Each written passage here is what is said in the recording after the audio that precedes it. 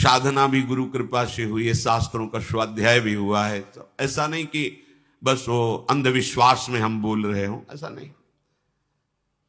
लाडली जो ऐसी तत्व की परम तत्व है कि वो परिचय ही नहीं मिल पाता, यहां तक पहुंच ही नहीं पाता। जैसे वेदों का स्वाध्याय करो तो वेदों के शिरोभाग पर विराजमान उपनिषद तक पहुंच ही नहीं हो पाती, वो सकामता में फंस जाता है, इतना प्रलोभन है। स्वयं भगवान ने कहा त्रिगुण विषया वेदा निस्त्रिगुण्य भवार्जुन, ये वेद त्रिगुण के अंतर्गत जो बात करते हैं उससे ऊपर उठो। इसीलिए वेदान्नपि संन्यास अवचिन्न अनुरागम लभते, जो वेद का भी संन्यास कर देते वो प्रेम रस को प्राप्त होते हैं। क्या फायदा हुआ हमारा, इतना समय बर्बाद हुआ, हमने बड़े सुकृत किए, बड़े यज्ञ आदि दान पुण्य किए, इसके बाद स्वर्ग गए, वहां भोग भोगे, फिर आके मर्त्यलोक में गिर गए, हुआ क्या? समय ही तो बर्बाद हुआ। अगर वही सुकृत, कोई और नहीं, वही सुकृत आप श्री भगवान को समर्पित कर देते और भगवत आराधना करते तो बात बिगड़ नहीं सकती थी, बिल्कुल नहीं बिगड़ सकती थी। देवराज इंद्र भी जिन भोगों को सोच भी नहीं सकते, वो भगवान वैकुंठ बिहारी के वैकुंठ में लुटते घूमते हैं, और श्री लाडली जी के चरणों का आश्रय लेने वाला वैकुंठ की तरफ भी दृष्टि नहीं करता। स्वर्ग की बात क्या, वृंदावन की रजरानी का सेवन करने वाला, वृंदावन की किशोरी लाडली जी के चरणों का आश्रय लेने वाला, रज की तुल वैकुंठ नहीं और लोक की माई। ये दरबार का परिचय तो केवल महाराज श्री कृष्णचंद्र जी बरस गए, लाल रंगीलो गाइए ताते प्रीति रंगीली पाइए, तो रंगीली जू श्री महारानी जी के चरणों का आश्रय मिल गया। प्रभु करुणा करके आगे का श्लोक वर्णन करें, बहुत काम की बात है, बहुत काम की बात। भगवान है ना, सब वर्णन कर रहे हैं।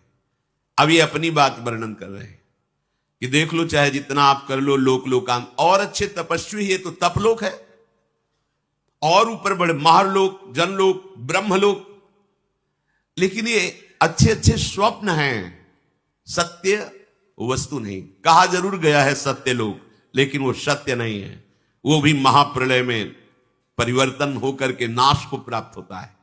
ब्रह्मा जी भी अपना लय करके भगवान में स्थित हो जाते हैं, लेकिन श्रीधाम वृंदावन, यहां महाप्रलय की पवन का भी प्रवेश नहीं है। जो चिदानंद लाडली जी का निज महल है यही है। जैसे सामने पांच भौतिक शरीर में एक पुरुष दिखाई दे रहा है, लेकिन वहीं एक सहचरी विराजमान है, आपको दिखाई दे रहा है? नहीं, चश्मा बनवाओ, ठीक से दिखाई देगा। भगवत ऋषि जी कह रहे हैं चश्मा नित्य बिहार को दियो बिहारिन मुंह। ये लाडली जो देती है चश्मा, यहां चश्मा वाले नहीं बनाते चश्मा, ये लाडली जो देती है। चश्मा नित्य बिहार को दियो बिहारिन मुंह।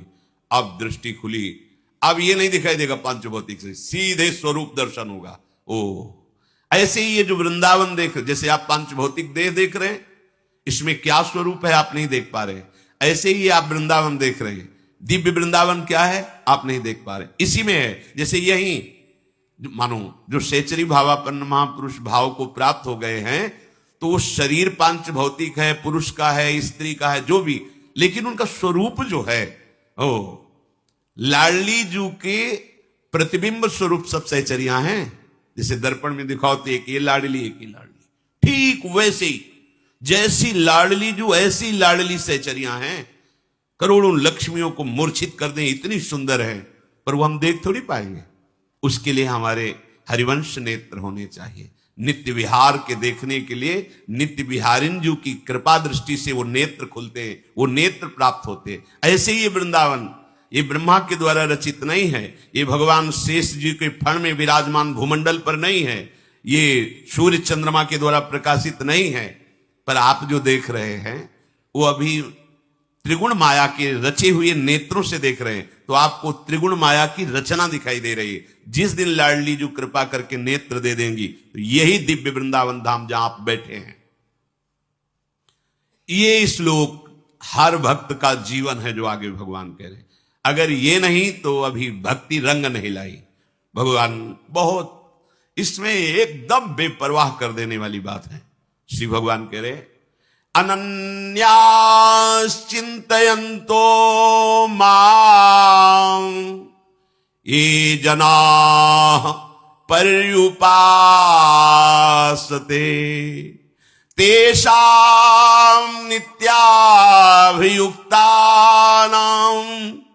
योगक्षेमं वहाम्यहम्। हर वैरागी का जीवन, हर अनुरागी का जीवन ये श्लोक होता है।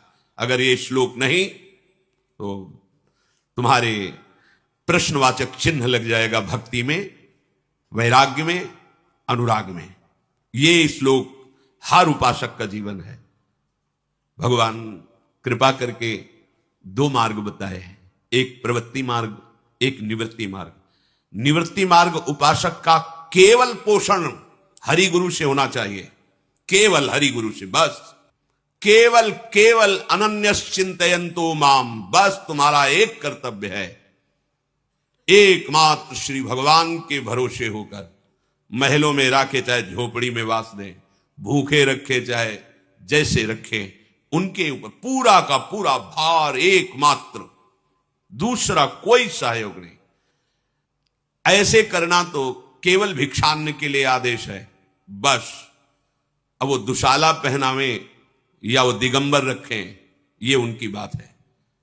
अपने ऐसे अगर कर दिए तो मंगवे भलो न बाप सो जो प्रभु राखे टेक। प्रभु का भरोसा करने वाले निवृत्ति मार्ग के उपासक होकर ऐसे करते हो, तुम्हें लाज नहीं लगती? कहा वह मुआर दासा करे नरन के आशा, तो कहां रहा विश्वासा? कहां विश्वास तुम्हारा? इसीलिए कहा विवेक से भी बढ़कर विश्वास की क्षमता है। अनन्यश्चिंतयन्तुम, एकमात्र। और इस प्रकृति की एक रचना है, तुम्हें बताएं, तुम जैसे जीने का निश्चय करोगे वैसे ही तुम्हारे को जीने को मिलेगा। तुमने सोच रखा है कि वृंदावन वास ऐसे थोड़ी हो जाएगा, बाहर जाकर व्यवस्था करनी पड़ेगी, तो आपको करनी पड़ेगी भाई। ऐसे वृंदावन तो रुपया होना चाहिए, व्यवस्था होनी चाहिए, तो आपको घर परिवार से लेना पड़ेगा। कहीं ऐसा ना हो कि हमें कहीं बाहर चले जाए, मर जाए, आपको बाहर जाना पड़ेगा।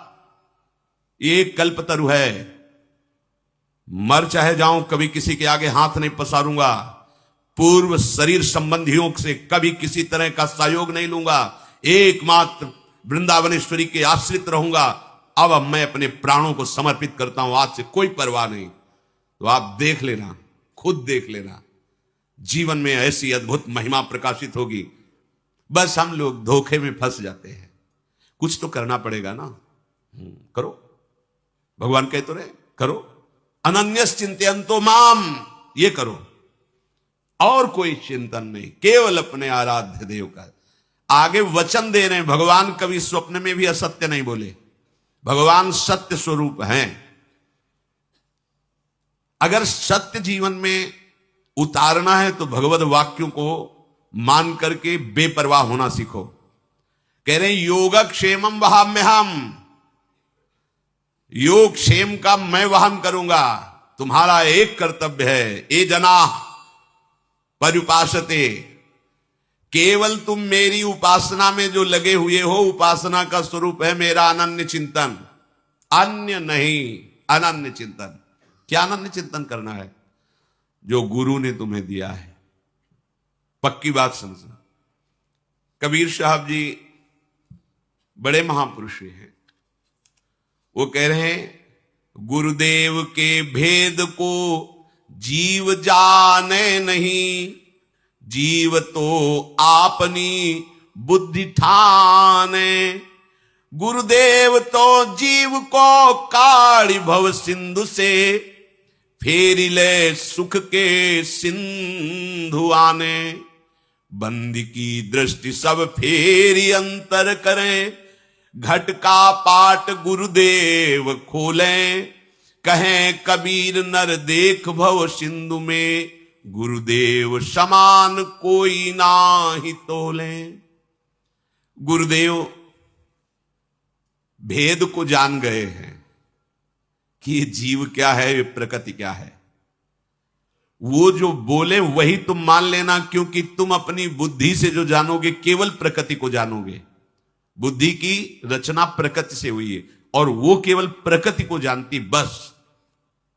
और गुरुदेव जीव को भी जानते हैं और प्रकृति को भी जानते हैं। तो क्या करें? अपने मन की मत चलाओ, अपनी बुद्धि की बात मत मानो, गुरुदेव की बात मानो। क्यों?